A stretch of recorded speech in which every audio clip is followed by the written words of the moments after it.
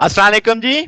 आज का लेक्चर हमारे पास एम्पलीफायर्स के बारे में है। हम देखेंगे कि ट्रांजिस्टर का सर्किट एज एन एम्पलीफायर कैसे होता है, प्रैक्टिकल सर्किट देखेंगे और फिर देखेंगे कि ट्रांजिस्टर की जो मुख्तलिफ कॉन्फ़िगरेशंस हैं उनका गेन क्या क्या हो सकता है, कौन सा मुमकिन है, कौन सा मुमकिन नहीं है।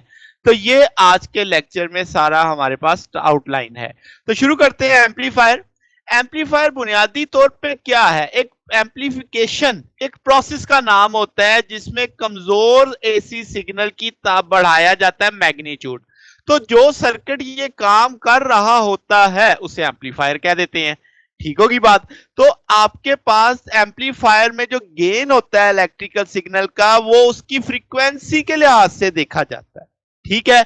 अब इसका एक और चीज, सबसे अहम बात जो एम्पलीफिकेशन में है कि हम मैग्नीट्यूड सिर्फ इंक्रीज करते हैं, उसमें उसकी शेप, जो इनपुट सिग्नल होता है उसकी शेप में बदलाव नहीं लाते। ये एक बेसिक की पॉइंट आपने ध्यान में रखना है। ये नहीं समझना कि शेप भी चेंज की जा सकती है। फिर ट्रांजिस्टर एज एन सर्किट अगर हम देखें तो ट्रांजिस्टर बुनियादी तौर पे एक वीक सिग्नल की ताकत बढ़ा देता है और हम कहते हैं वो एम्पलीफायर के तौर पे काम करता है। अब सवाल उठता है कैसे? तो हम कहेंगे कि आपके पास अगर आप यहाँ पे बेस पे देखें तो एक सिग्नल अप्लाई किया हुआ है। अब इसका मतलब इस सिग्नल की वजह से बेस में करंट फ्लो करेगा आई बी।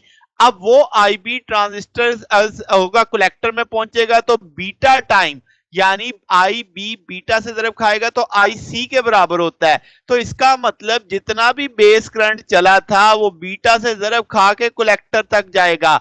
तो इसका मतलब अच्छा खासा करंट बढ़ जाएगा। तो अब आपके पास इसका मतलब आर सी, ये जो आर सी की वैल्यू आप देख रहे हो यहाँ पे सी सबस्क्रिप्ट में, सॉरी आप इसको सी वैसे मत समझिएगा।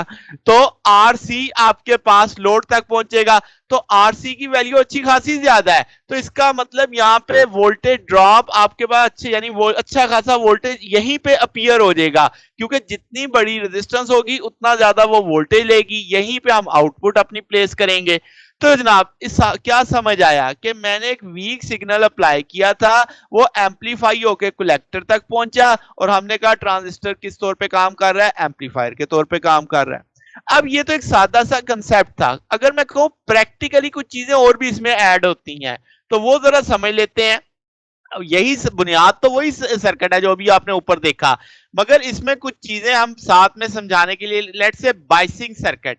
तो अब आपके पास R1 R2 RE, ये जो तीन रेजिस्टेंस आप लगी हुई देख रहे हैं, हम कहते हैं ये स्टेबलाइजेशन सर्किट है।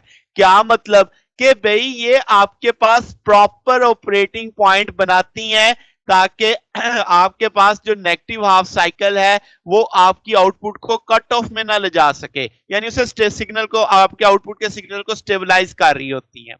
अब यहाँ पे आप एक कैपेसिटर देख रहे हैं सी इन के नाम से, इनपुट कैपेसिटर से का, ये इलेक्ट्रोलाइट कैपेसिटर होगा जो सिग्नल को कपल कर रहा होगा किसके साथ, बेस के साथ। यानी सिग्नल इस कैपेसिटर के थ्रू पहुंचेगा किस पे, बेस पे। अगर आप ये नहीं इस्तेमाल करेंगे, ठीक है, तो क्या होगा कि आपके पास ये जो R2 है कि आपका जो सिग्नल सोर्स है वो यानी इसके पैरेलल में आ जाएगा, तो ये आपकी बायस को चेंज करेगा। ठीक है। तो हम कहेंगे कैपेसिटर सिर्फ अलाउ करेगा कि करंट आपका बेस की जानिब जाए और आपके आइसोलेट करेगा सिग्नल को किससे, R2 से। यानी आपके पास यहां से इसको बचाने के लिए ये सिग्नल एक कैपेसिटर दिया जाता है। फिर एक कैपेसिटर आप RE के पैरेलल में देख रहे हैं, इसे हम बाईपास कैपेसिटर कहते हैं। क्यों? जो ऊपर से ड्रॉप आना है, आपका करंट आना है, हम चाहते हैं इसके गिर्द कम से कम ड्रॉप हो RE के गिर्द। तो ये सी के पैरेलल लगा दिया जाता है। ये अब आपको एक लो रिएक्टेंस पास दे देगा आने वाले करंट को। तो इसका ना यहाँ पे ड्रॉप इतना नहीं होगा, ज्यादा ड्रॉप सारा किसके किससे हो जाएगा, आरसी के गिर्द हो जाएगा। यही तो हम चाहते हैं, यही तो हमारी आउटपुट है। ठीक है। तो ये एक बेसिक मकसद होता है। अब यहाँ पे आप मुख्तलिफ तरह के करंट देख रहे हैं। आप देखो आई बी को लिखा हुआ है capital I B plus I B. अब कैपिटल आई बी वो है जो आपने डीसी सोर्स, जो ट्रांजिस्टर को वर्किंग में लाने के लिए आपने लगाया हुआ है, उसकी वजह से फ्लो कर रहा है। छोटा आई बी उस वजह से जो आपने एसी सोर्स लगाया हुआ है। तो अगर कोई मुझसे पूछे टोटल क्या बनेगा, तो डीसी सोर्स वाला एसी सोर्स वाले को ऐड कर दो तो टोटल आपका करंट आ जाएगा जो बेस करंट बनेगा, जिससे आप इस तौर पे लिख सकते हैं आई B plus I B plus delta B. इसी तरीके से कलेक्टर वाली मात्रा है कि आपके पास एक कलेक्टर में जो करंट है कैपिटल आई सी जो लिखा हुआ है वो डीसी सोर्स की वजह से है, फिर आपके पास जो एसी सोर्स की वजह से वो आई सी आ जाएगा। टोटल कैसे निकलेगा वो आप लिखोगे IC plus IC into IC के तौर पे। और आप जैसे मैंने यहाँ पे कहा कि कैपिटल आईसी वो है जब आपने जीरो सिग्नल कलेक्टर करंट है, यानी जो सिर्फ आपके पास डीसी सोर्स के ऊपर चल रहा है। फिर ये आपका ड्यू टू सिग्नल आ गया, ये हम बात समझ चुके हैं। अमीटर करंट को भी आप समझ सकते हैं इसी तरीके से कि कैपिटल आईई वो होगा जो डीसी सोर्स की वजह से है, और स्मॉल आईई वो होगा जो सिग्नल की एप्लीकेशन के बाद आया। तो टोटल कितना आ जाएगा आपके पास आईई इस तरीके पे लिख देंगे। अब आप जनरल इक्वेशन तो जानते हैं, आईई बराबर होता है आईबी प्लस आईसी, ये डीसी सोर्स की वजह से है, ये एसी सोर्स की वजह से है। अब हम जानते हैं कि बेस चूंकि इंतहाई छोटी होती है, नेग्लिजिबल होती है, उसमें ड्रॉपिंग भी कम होती है, तो आईई बराबर होगा आईसी के, एसी सोर्स वाला भी और डीसी सोर्स वाला भी। अब अगली जो चीज है वो है गेन ट्रांजिस्टर की कॉन्फ़िगरेशन के साथ। अब हम ट्रांजिस्टर से कितना गेन और कौन सा गेन हासिल कर सकते हैं ये उसकी कॉन्फ़िगरेशन पे डिपेंड करेगा। और हमने तीन तरह की कॉन्फ़िगरेशन पढ़ी हुई है, common base, common emitter, common collector. और तीन तरह के गेन होंगे, current gain, voltage gain, power gain. ठीक है, तो हम सबसे पहले कॉमन मीटर की बात करते हैं। तो उसमें ये तीनों तरह के गेन होंगे, यानी करंट गेन भी होगा, वोल्टेज गेन भी होगा, पावर गेन भी होगा। ठीक है, यानी आप इनपुट की आउटपुट की रेशियो से लोगे तो करंट भी बढ़ेगा, वोल्टेज भी बढ़ेगी, पावर भी बढ़ेगा। गेन का मतलब ये आएगा। ठीक है, फिर कॉमन बेस की अगर हम बात करें तो इसमें वोल्टेज गेन है, पावर गेन है, मगर करंट गेन नहीं है।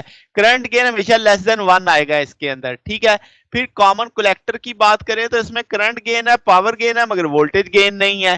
तो नतीजा क्या हुआ, अगर आपसे पूछा जाए कि आप किसको प्रेफर करेंगे तो अल्टीमेटली आप सिंपल प्रेफर करोगे कॉमन मीटर को। और हमारी हकीकत में 90% जितनी भी अप्लायंसेस होती हैं उनमें कॉमन मीटर ही इस्तेमाल हो रहा होता है। ठीक होगी बात। तो अब आपको कॉन्फ़िगरेशन वाइज भी पता है कि कौन सा एम्पलीफायर हम प्रेफर करेंगे, तो हम सारी तवज्जो अपनी जो पढ़ने वाली होगी वो हम कॉमन मीटर के ऊपर ही रखेंगे।